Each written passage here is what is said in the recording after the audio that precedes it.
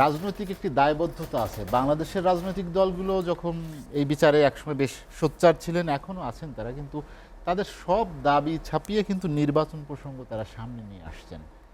এটি একটি বড় চ্যালেঞ্জ কিনা সরকারের কাছে, যে নির্বাচন করবে নাকি তারা এদিকে মনোযোগ দিবে। জি, ধন্যবাদ আপনাকে। সবচেয়ে সুন্দর এবং যুক্তিসঙ্গত কথা যে দায়বদ্ধতা, এখন দায়বদ্ধতাও চায় আবার নির্বাচনও দ্রুত গতিতে চায়, দুইটা তো একসাথে হতে পারে না। অবশ্যই সময় দিতে হবে। আপনার যেই বিচার ব্যবস্থার মাধ্যমে এখন বিচারগুলি হইতেছে এবং যেভাবে হইতেছে সেটা আগের থেকে অনেক স্বচ্ছ। এবং এখানে ব্যাপার হইলো যে হাসিনা, আমি একটু বলতে চাচ্ছিলাম, সে যে প্রচুর আলামত নষ্ট করে যাওয়ার সুযোগটা ছিল না আমার ধারণা। তো উনিও ভালো বুঝতে পারবেন, কারণ তার যে হঠাৎ এইভাবে পতন হবে সে জানে না। তবে যথেষ্ট যে আলামতগুলি আছে এগুলি এক্সপার্ট দিয়ে যদি আপনার সুন্দরভাবে আপনার ইনভেস্টিগেশন করা হয়, তাহলে দেখা যাবে যে আপনার ফেয়ার ট্রায়াল হইতেছে এবং জাজমেন্টও সুন্দরভাবে দিতে পারবে বলে আমি মনে করি। এখানে এই যে আমরা কোর্টে দেখি যে মন্ত্রীদের উঠানোর পরে ওনারা হইচই করে যে আমাদের হাতে আপনারা হ্যান্ডকাপ লাগাবেন না। যেসব হুজুরদের ওনারা অ্যারেস্ট করছে, আমি নামগুলি বলতে চাই না, ভালো ভালো নাম করা হুজুরে আননেসেসারি। আপনি দেখেন, আমার এক ক্লায়েন্ট বললো, স্যার আমি আমার দাঁড়িয়ে আছে, আমি তো বারবার আমার রাস্তায় ধরে, তুই জামাতের লোক বিএনপি 2 দিন ধরে নিয়ে গেছে, ছুটাইছি, আমি এখন করুক কি? আমি বললাম কী করতে চান? দাড়ি তো ফালাইতে চান, এটা নবীর সুন্নাত। আমি স্যার, আমি ধুতি পরেন। 250-টিরও বেশি ডিজাইন অপশন নিয়ে ওয়ালটন স্মার্ট ফ্রিজ, বোঝে আপনার প্রয়োজন।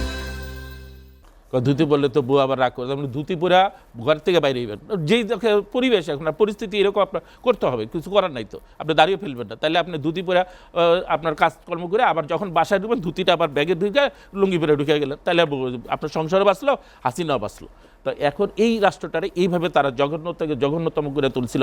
মন্ত্রী যদি হ্যান্ডকাপ করতে, তাইলে একটা শিশু বাচ্চা কি রফিক না কি নাম, রফিক মাদানি, সে তো খুনের আসামি না, কোনো কিছু ষড়যন্ত্রের সাথে জড়িত না, সে কোনো কিছু করে নাই, তারে কেন ডান্ডা বেরি পরানো হলো? ডান্ডা বেরি পরায় ম্যাক্সিমাম হুজুরদের উঠানো হয়েছে। দাঁড়িয়ে রাখলে টুপিটা পরলে পর্যন্ত তারে জামাত বিএনপি বা ওই শিবিরের ইয়া লাগে, তকমা লাগে, তারে জেলে ঢুকানো হয়, ধরে নিয়ে যাওয়া হয়, টর্চার সেলে ঢুকানো হয়। তারা কি না করছে? এমন কোনো অপরাধ নাই। পৃথিবীর এমন একটা রাষ্ট্র, যে রাষ্ট্রটা ভাষা দিলাম রক্ত, ভাষার ক্ষেত্রে দিলাম রক্ত, যুদ্ধের ক্ষেত্রে দেওয়া হলো, স্বাধীনতার ক্ষেত্রে রক্ত, এখনও সেই রক্তই ঝরতেছে। তো এই দেশটা কিভাবে কি হবে? এই নির্বাচনটা ইউনূস সাহেব বারবার বলছে যে আমার একটু সময় দেন, আমি যদি অপরাধ করে থাকি আপনার সেটার বিচার করেন। উনি তো স্পষ্টভাবে বলছে। তাহলে একটা লোকের সব কিছু অ্যাট এ টাইম কীভাবে চাপাই দেবেন? তার উপরে 15 বছরে ওনার যেই লেসপেন্সার বা ওনার যেসব নিয়োগপ্রাপ্ত যেসব লোকজন আছে, এবং আপনি আমারই একটা চ্যানেলের একজন আপনার প্রডিউসার, সে আমার কইল, স্যার আমার এই চাকরির জন্যে তারা গ্রামের বাড়িতে পর্যন্ত গেছে, আমি ঢাকা টিকে গ্রামের বাড়ি খুঁজে গিয়ে দেখছে যে ওইখানে আমি জামাত বিএনপি করি কিনা।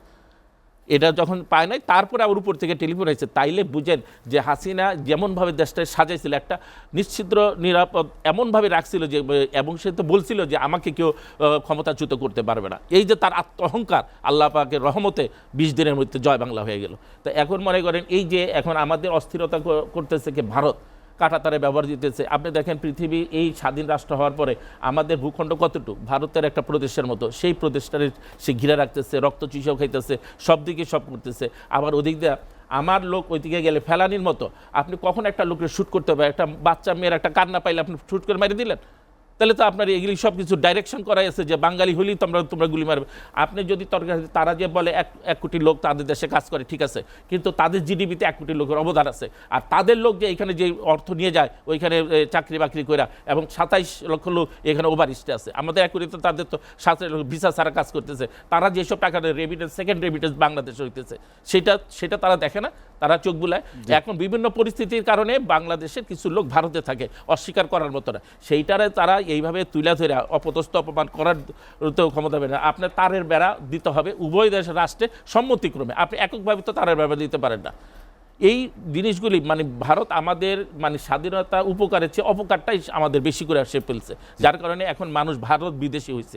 নির্বাচন নিয়ে বিশেষ করে মনির ভাই যেটি বলছিলেন যে বেসিক রিফর্ম যেটি প্রয়োজন, সেখানে সবাই আসলে ঐক্যমত্য পোষণ করবে, কিন্তু বেসিক কিছু জায়গায় বেশ বড় দলই বলবো আমরা যে বিএনপি বেশ কিছু জায়গায় এখন থেকেই কিন্তু তাদের অবস্থান স্পষ্ট করেছে। আপনার কি মনে হয় যে শেষ পর্যন্ত সেসব বিষয়গুলো আসলে চ্যালেঞ্জিং হয়ে দাঁড়াবে বাস্তবায়ন করা?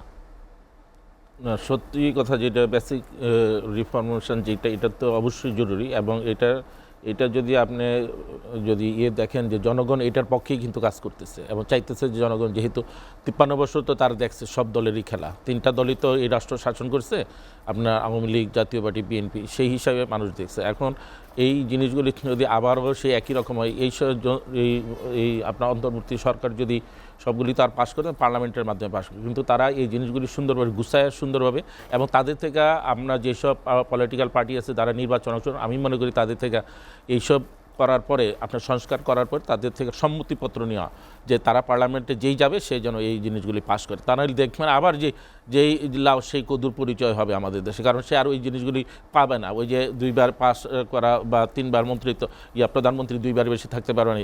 আমাদের পার্লামেন্টে মানে আমাদের সংবিধানে এমনভাবেই করছে যে হাসিনার উদ্বুদ্ধ করছে যে সে অন্যায় অপরাধ কিছু করার কিছু বিষয়ের গণমাধ্যমে আসছে, আমরা দেখেছি সেই বিষয়গুলো নিয়েই তো মতদ্বৈততা শুরু হয়ে তো গেছে। এই মতদ্বৈততা কেন করবে? এখন এই বড় দল হিসাবে বিএনপির সবাই রেসপেক্ট করে বা করে, সে তো এটা সহনশীলতার পরিচয় দিয়ে এই জিনিসগুলি আগায় নেওয়া উচিত।